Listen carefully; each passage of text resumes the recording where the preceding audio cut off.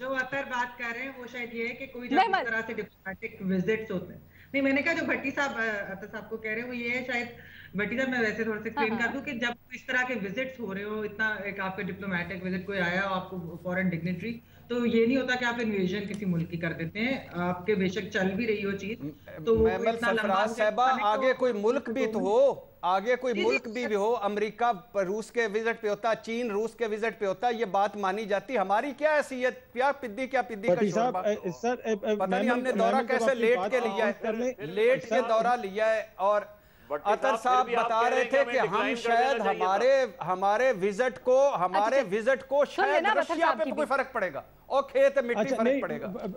भट्टी साहब खान साहब के सॉरी महमल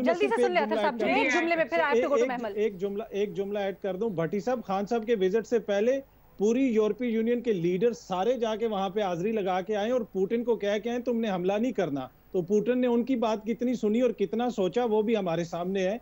तो खाली खान साहब की बात हमें भी जाके हाजिरी लगवानी चाहिए थी इस मौके पे। एंजेला मर्केल ने तो अपेरेंटली कुछ यकीन दहानियां भी करवाई थी ना कि नेटो में शामिल नहीं किया जाएगा। हम नई दुनिया में रह रहे हैं, जिस नई दुनिया में रह रहे हैं और उसी के आइंदा अगर कोई और मुल्क किसी पर हमला करे तो वहां भी चले जाइएगा नई दुनिया में।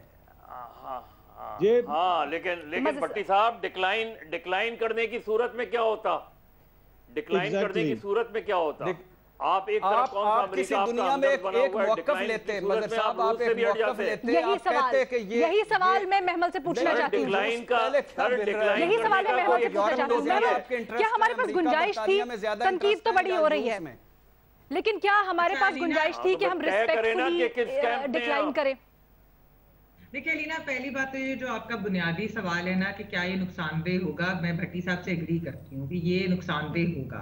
उसकी वजह ये कि हमें रियलिस्टिकली हमें बात करनी चाहिए। रियलिस्टिकली अगर हम बात करें तो हमने अगर कर्जे लेने होते हैं तो हम वेस्टर्न इंस्टीट्यूशंस के पास ही जाते हैं, यानी IMF जिस तरह से है।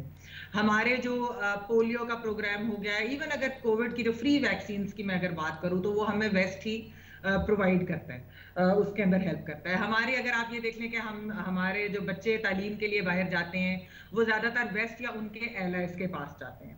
अगर आप हमारे डिफेंस इक्विपमेंट की बात कर लें तो वो हमें जो है वो हमारे वेस्ट के साथ ही ज़्यादा हमारी रिलायंस होती है, बल्कि खैर उसमें तो शायद हमारी रशिया से ज़्यादा तो हमारी यूक्रेन के ऊपर होगा ना हमारे डिफेंस टाइज तो उनके साथ। लेकिन आप अगर देखिए कि आपको याद होगा पुलवामा के अंदर भी हम यही कहते थे कि हमारे पास F-16 एक सुपीरियर टेक्नोलॉजी थी और भारत के पास रशियन टेक्नोलॉजी थी जो इतनी अच्छी नहीं थी मिलिट्री की। अच्छा, फिर ये है कि हम वेस्ट के अंदर खड़े होकर हम वेस्ट के बारे में बात भी कर सकते हैं।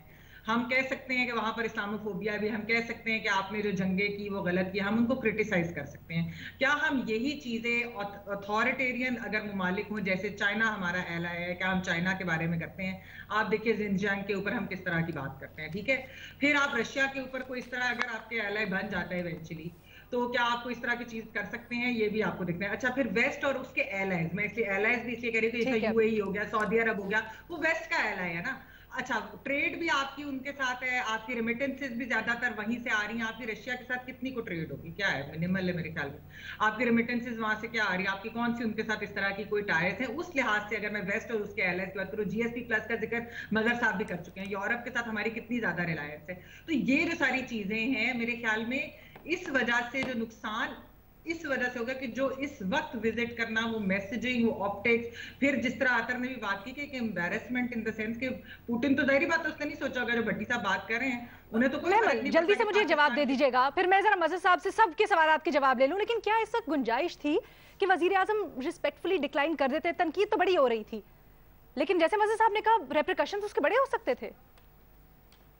देखिए अलीना, जो इसके अंदर जो है एक व्यू ये भी है कि पोस्टपोन किया जा सकता था रिस्पेक्टफुली, कैंसिल नहीं, पोस्टपोन, डिक्लाइन भी उस तरीके से नहीं। लेकिन यह है कि हाँ अगर वो अब तो खैर जो वक्त है, टाइमिंग वाकई पाकिस्तान बड़े ही उसके अंदर है कि damned if we do damned if we don't वाली पोजीशन में था। वैसे बहुत ज्यादा उसके अंदर भी एक प्रॉब्लमेटिक चीज तो थी, लेकिन मसला क्या है कि इस वक्त जो वहां बैठे हुए जिस तरह से इन्वेजन हुई है वो बहुत बड़ा एक दुनिया का पूरा मसला बन गया। और खैर वैसे भी बहुत अहम पॉइंट्स रेज किए मज़हर साहब महमल ने।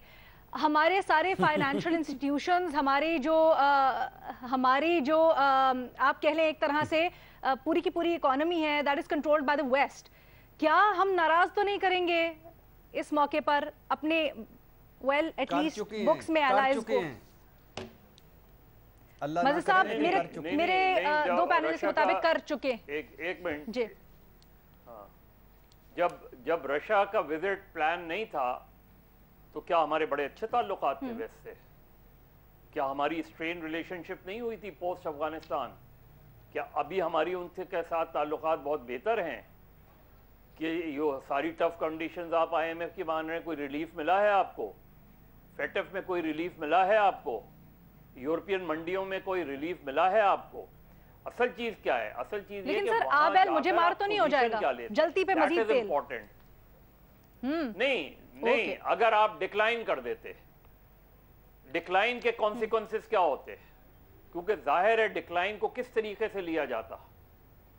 आप रूस से कट जाते, रूस से आपके ताल्लुकात फिर दोबारा इस्तिफार होने में वक्त लगता, और वेस्ट आपको वैसे ही शक की निगाह से देखता है। तो ना आप इस कैंप के होते ना उस कैंप के होते। आप हैं 70 साल से 75 साल से अमेरिकी कैंप में, लेकिन आपकी रिलेशनशिप उनसे लव एंड हेट वाली रही है, बल्कि हेट ज्यादा रहा है। आपके ताल्लुकात आज तक देखे ना आपने सारी उनकी और फिर रूस के पीछे ऐसा भी लग रहा है कि सिर्फ रूस अकेला नहीं, चीन भी उसके पीछे